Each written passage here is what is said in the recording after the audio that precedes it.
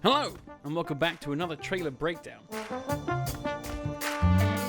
In this trailer, we see some new locations, some familiar locations, some old friends, and a new look at the combat system, including gun customization. So, join me as we break down this trailer.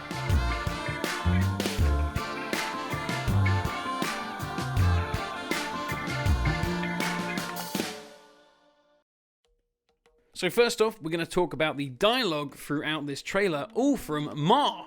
Yes, that's right, we have the first returning character from Outcast, well, other than Cutter. Ma was the risk producer leader in Shamazar from Outcast. A lovely, joyful idiot that was put in charge by the ruling Fei Run. An idiot that could easily be controlled.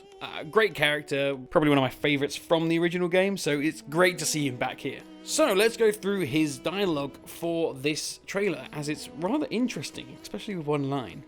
They called him Renegade, Traitor, and Outcast on 2 planets. But he helped us when nobody else did, and we help him back, the Ulukai. Ah, greetings. Ma didn't expect your visit, otherwise I would have cleaned up the place. So, you have come to hear the legend of the Ulukai. The Ulukai could fly faster than a Ventalope, the winged creature seen in Outcast 1. And thanks to the Steam page images that were recently released, we can see that, yeah, Ventalopes will be brought back in, as we have this lovely photo of a pack of maybe more juvenile Ventalopes flying past an ancient temple. He could travel anywhere, from the darkest caves of Yod Gandar, Yod meaning God and Gandar meaning earth, or the earth element. So yeah, the god of earth. To the edges of the moons ruled by Yod Ka. So this is very interesting. Does this mean we're actually going to be visiting the moons? It's long been fabled that there are Daokas that would take you to the moons, but interesting. Ruled by Yod Ka, Ka being the wind element. He explored ancient temples unseen for 1,000 cycles. As far as I know, a cycle is just one rotation around the sun, so 1,000 years. With them referencing moons as, well, I guess would be a day. And awakened their powerful mysteries, which looks like we'll be leaning into a upgrade system using the mystical powers of the Yods. His weapons are as much a part of him as your fingers and my toes. His aim was razor sharp. His shield unbreakable. But as Ma used to tell him, fighting is half the battle. When saving a planet, Ma knows a true hero must also gain the trust of its people. Do you want to know more? Have a look. Ma provides a tour for a very reasonable price. So the one main thing to take away from this is that Ma is talking in the past tense the whole time. His aim was razor sharp, his shield, as Ma always used to tell him. So this is kind of interesting. I'm guessing Ma is talking from beyond the events of Outcast 2, A New Beginning. And with that in mind, let's move into Ma's museum, where we get to see quite a few little artifacts here. Starting off, we have the Ulukai's top. Now, this isn't the one that he wears in the second game. It looks slightly different. This is the one that he wears from Outcast Second Contact. Now, to the right of the shirt, we can see a Sankra tablet. This is a tablet that warns of bad times coming ahead when certain elements flow into the other. This was a prop from the first Outcast game. To the left of the Ulukai shirt, we can see the helmet of Croax, who was the general of Feyran's army in the original Outcast. Now, seeing how this is all shot from the perspective of the events after Outcast 2, at least that's what's assumed, there could be props here from the game we're going to be playing. As Ma is reintroduced, aligning the Daoka, a Daoka with a broken ring, which, if you ask me, looks like the one from Desan. Or maybe not, as this cracked Daoka is seen more than once. One in these new Steam images, and one from the announcement trailer. The camera panning up, and we see what looks like a massive skull at the top of the screen. My guess is that this is a Gorgor skull from Outcast, the giant reptilian dinosaur beast you go up against. If not, then it's a new scary monster. In the background, we can see lots of books and scrolls, really showing how far the Talan have come as a civilization since the original events of Outcast.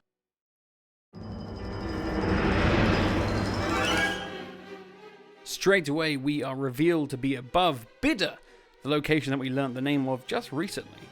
And straight away we can see what looks like the water wheel that was seen in the first gameplay trailer. There's also a Daoka down here, and to the left of it we can see what kind of looks like a shrine. So maybe that folder was just referencing a shrine. On the top left hand corner we can kind of see what looks like bridges going from those two big rocks, along with a Tuanha wearing a giant strawberry hat. And at the far distance we can clearly see the waters. And this might be pushing it, but it kind of looks like there's another settlement over there. Really, really hard to see. Maybe not. We then cut to a reverse shot of Cutter flying toward the Daoka he just flew over. We can tell because, well, we've got the shrine now on the right and one of the bidder looking huts below. But what's interesting is in the background is an enemy base. We then have a closer shot of, again, the Daoka to the left and the shrine to the right. And as we can see, there's a few interesting pieces of vegetation around that look like they could be collectible. With the last frame revealing what could be red helidium, a collectible that helps you upgrade and create ammo in Outcast. We then see Cutter running through the same cave that we saw those scary spiders crawling through in the gameplay reveal trailer. However, there's no spiders in here now, and that's something you'll notice throughout this trailer. There's no animals. We then have Cutter running through a cave with a bit of sunlight coming through, which is giving enough light to help support this little but rather beautiful bit of plant life. Very nice. I wonder what scary things will be found down here. We then have our first look at this volcanic area, rather similar to Motazard from Outcast. We have wrecked buildings, we have destroyed pathways, burnt trees. A couple of frames later and it's revealed that there's some kind of digital element in the cave. I wonder what that is. Well, we'll come back to that later. We then have this beautiful shot of Disan, with giant tree roots growing all around it. And if you look to the right, we can see the ocean, which pretty much correlates with the map we've got. And if we zoom in all the way up here, we can see the statue, which means this location from one of the released images is, well, the exact same one. Also, you'll notice a bunch of squares around the place. I don't think that's supposed to be there. I think they're just textures with the alpha file not turned on or some other glitch, but I don't think that's supposed to be there. We then have Cutter gliding through this interesting change of landscape, where we go from a grassy green to a snowy white. Also around the landscape you can see again the possibility of the return of red helidium. And this is also the first time we've seen some of these trees. Rather interesting looking. Also, something that I noticed but I don't think it's actually anything, there seems to be a red dot in the middle of the large moon over there. Again, I don't really think it's anything, but I just thought I'd point it out. Also, this may just be a rock or it could be a tower.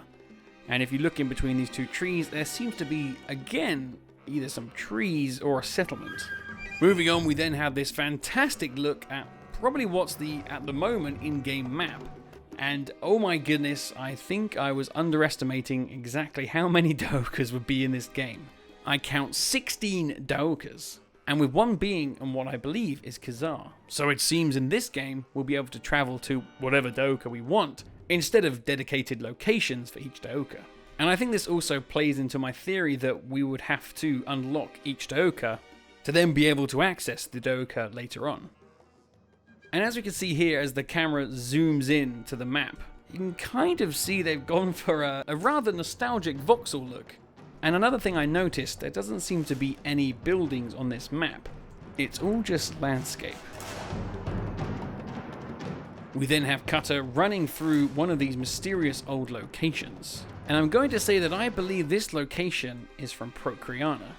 I say this because of the design of the buildings, and also, if you look over there in the background, there seems to be some snow on those hills, meaning that we're up high and near a body of water. Could be one of these two locations. Also, if we go frame by frame, you'll notice there's a Talan or someone else waiting for Cutter at the end of this path. We then come to Cutter running up the Jungle Temple. This is a temple we've seen before with footage and images. There's nothing much to take from this, but if we look to the top there seems to be some movement right above on the balcony. I don't know, maybe I'm seeing things. We then have Cutter gliding over what looks like the ruins of some mountain-top settlement, kind of resembling Ranzar a little bit. It's also worth noting that there's quite a bit of mist up here, alluding to the possibility of changing weather. Flying through the gateway, we then have a great look at what looks like another enemy settlement. And in the far distance, I'm guessing that's the waterline. And revealed on some of the last frames, kind of looks like a yellow Helidium. There also seems to be an offering point here of sorts. Before we move on, let's have a look at some of the new Steam images, as we can see this location matches this landscape shot, with the enemy base on the left matching the shape of the other one we see here in the clip, along with the change of landscape, where we see the snow melt, revealing the ground underneath. And we can link another image from Steam which shows a fascinating settlement looking town just by matching this tower. And at the start of this clip, the buildings we see in slight ruin do match the style of these shack-looking buildings. And yeah, this is the image where the broken Daoka from earlier came from. This image is actually really interesting. Lot to look at, like this building hidden amongst the trees, and another enemy base. God, there's going to be quite a few, isn't there? Along with the small lake, which seems to have a padded texture. Hang on a second, what is going on here? This is actually a really interesting new location, which I cannot wait to explore. Next up, Cutter seems skimming over the waters of this sunken temple. I say sunken as, well, as we can see, a lot of this temple is underwater. What do you think, guys? Will we see a return of swimming underwater? Probably, most likely. If we go a few frames back, we can see this chunky, wide boy of a Talan statue over here. I'm pointing that out because, well, we'll see it return in a couple of seconds. Also, in the distance, we can see the peak of a mountaintop. So I wonder where this location is with that in mind. We then have Cutter standing, looking at the Wind Temple, and before we put this camera up, oh look, it's our friend the Wide Boy statue. And another statue to the right there, rather interesting. One thing to note with this temple is the tiling, which seems to be quite advanced for our poor Talan. Meaning this could be made by the ancients, but for some reason that statue does look like a Talan, or at least a Talan from the original 1999 game before the models were changed. We then cut to what I assume is an interior of one of the areas of Khazar, due to all the female statues. But the architecture also does resemble what we've seen of Khazar, or what we believe to be Khazar in past trailers. In this shot here, we can see that there's accidentally two models of Cutter, one standing up and one on the ground. No, this is not. Don't look too into it, guys. It's just a stupid game engine thing. But in this scene, Cutter does chant a couple of words of Agazorg, which then enters this power-up animation. So is Cutter going to be able to access the Yods to upgrade himself? Also, what's rather cool is the background. If we look through the archway, there seems to be some buildings with lights on, and these kind of cylindrical buildings kind of remind me of this concept art from Outcast 2, The Lost Paradise. And as we get a close-up of the new face for Cutter, which again, eyebrows maybe a bit too big there, we can then see on his jetpack he's got these numbers 0361. I wonder if that means anything. What do you guys think? We're now introduced to a new WFA antagonist robot, which I'm going to call the Scorpion Robot, because the gun on his back can kind of be seen as, you know, like a pincer. We then get our super battle robots, I'm going to call them, getting ready to storm Cutter. And now we cut to a battle scene which, oh goodness, there's so much going on here. So first let's focus on the left and right. There seems to be two turrets that, well, as you can see, the right one is shooting at Cutter, with the left one beginning to charge up. Two defenses that we're going to have to deal with in these enemy bases. We then have our crab robot, again also charging up. Now one of the most interesting things is in the background there seems to be a robot with its own shield around him going for cover. But there seems to be some energy transfer from this new Scorpion robot going towards him.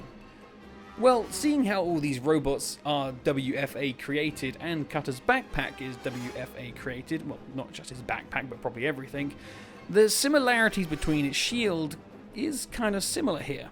You can see there's this kind of shield vignette around Cutter. After Cutter aims down scope with what I'm guessing is a shotgun-esque attachment.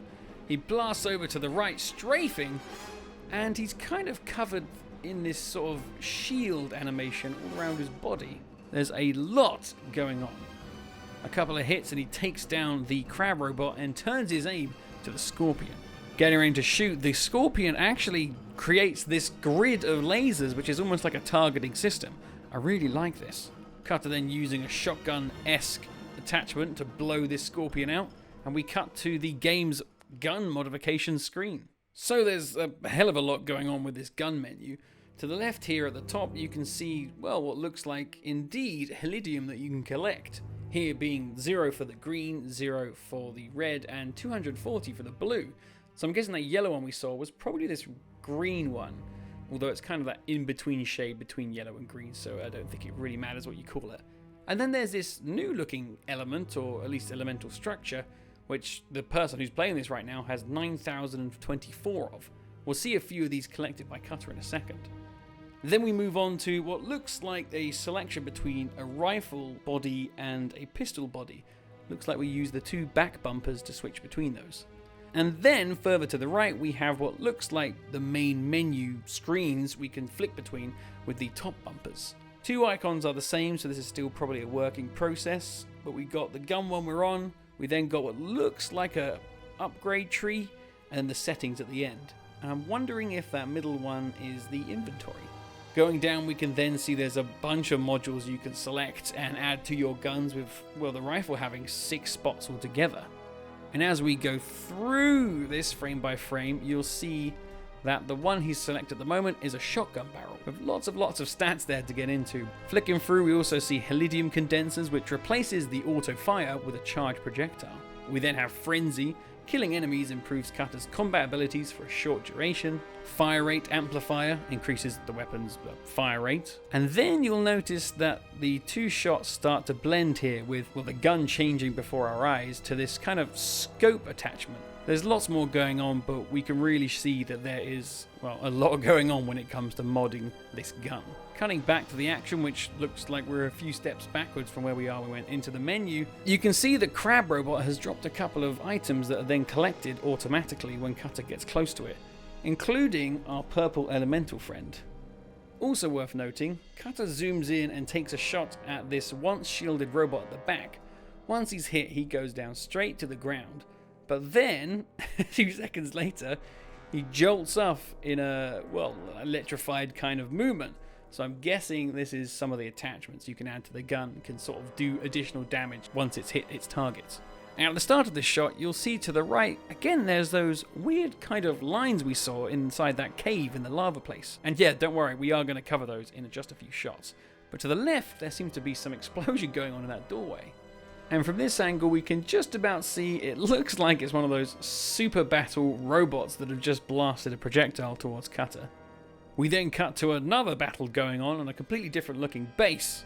And in this one, I originally thought this was some base floating over water. I mean, it may be still, but if you look closely at the water, it kind of looks like a shield. And later on, you'll notice around the sky, there's also a shield, almost like a dome around this base. So maybe Cutter's been locked in. Interesting. And in front of us here, we see a new looking robot. In fact, 2 new looking robots. At least reskins of robots we've seen before. This one has kind of a fleshy muscle look around it. And around the back, the super battle robot kind of has like a chrome gold thing going on. Cutter seems to get out his now weaponized shield, which spins around and he completely goes to deck this robot. He goes flying into the air and then, which is pretty cool, he flies back and knocks the other robot there as well. So they both end up on the floor. And like I said, looking at the background, first it looks like we're in Desan, but yeah, if you look closely, there's the shield texture again. Now, if we go a couple of frames more, suddenly some subtitles pop to the bottom of the screen. They're locked onto me. So maybe this is just some gameplay of a mission or something. I wonder who's talking. Is that Cutter or someone he's trying to help? Now, it's about time we cover this whole malarkey with this pattern. And by the start of this clip, you'll probably be able to understand what it is, as we see Cutter fly over this, kind of grinding over this bit of metal, which seems to be all part of this lit up pathway. Yeah, so it looks like it's a pathway we'll be able to use our shield to grind along, meaning that we'll be able to go up it vertically and along it in some rocky areas. Now, the second thing to note about this shot is there's a massive blue beam in the background. Previously, we've seen a red beam in the background, but now we've got a blue one. So I wonder what that's about. Maybe it is just a visualization for a waypoint, or it's something to do with the machinery around here, as the machinery around this facility has been seen in one of the other trailers. It looks like it's clamping onto trees and generally just messing up the landscape. Also, it seems like we've just cut to footage of Cutter after he's blasted a couple of the drones away, as there's a bunch of drones just falling to the ground around here. Cutter then flies around, gives this robot a pound, and then zooms over here and does his dunk animation. Now, last time he kind of was standing and using his feet, and it kind of looked a bit silly. But this time he charges towards it head first. A nice improvement on the animation. We then come to the end shot of Cutter gliding in, and I don't think I've really talked about this glider too much. We saw it in the first gameplay trailer too. I liked it then and I like it now. In fact, the whole jetpack mechanic in this trailer is pretty damn cool. I wonder how it's going to play. I really hope it's some satisfying mechanics that you get used to the more you use it, like Just Cause 3 and, well, I guess 4. And as we fly down and cut between the two shots, we get this hilarious transition of the two Cutters in the same place again. Again, there's nothing really to take from this, it's just some game engine stuff, which means all this is in game. In fact, this might be a cutscene, which is pretty cool. And yeah, I like Cutter's new look here. Again, I think the eyebrows need to be calmed down a little bit, but this is definitely looking much better. A more older, slightly more rugged looking Cutter. And in this final shot, there's not much to take away other than the lovely water wheel we've seen from Bidder before. And on the left, there seems to be these plants which we had seen in that underground cave, and they seem to be up top. At first I wondered if the entrance to these underground caves would be identified with the growth of these flowers in front of it. So I thought, oh, that cave entrance is probably to the left there. But then I noticed that they're actually all over the place, so no. They're just cool flowers that are on the surface and underground. Back with Ma, he tells us to, well, he asks us if we would like to know more, and points towards this other part of the room. And before the final shot, the camera passes by a smaller version of the giant statue seen in Desan. And then we end on this lovely picture of Cutter going up against some sandworm looking thing, or sand snake as I used to call it back in the day. Because this is inspired by a bit of concept art from the cancelled Outcast 2 The Lost Paradise. A really nice way to end this trailer, alluding to more. And if we look closely, yeah, that is Cutter from these trailers, which confirms that this scene in Mars Museum takes place after Outcast 2 A New Beginning. Very interesting. Also, comparing Mars' voice from the first game to this game, he seems like he's aged quite a bit, and thankfully his vocabulary is sounding much better. But I wonder how many years on Adelpha has passed from Outcast and Outcast 2. What do you guys think? Because that is the last thing to point out in this trailer. Oh wait, no it's not. On the right hand side there's a framed picture of wood. I guess Adelpha is going through its woodwork as art phase. They'll get to Renaissance soon enough.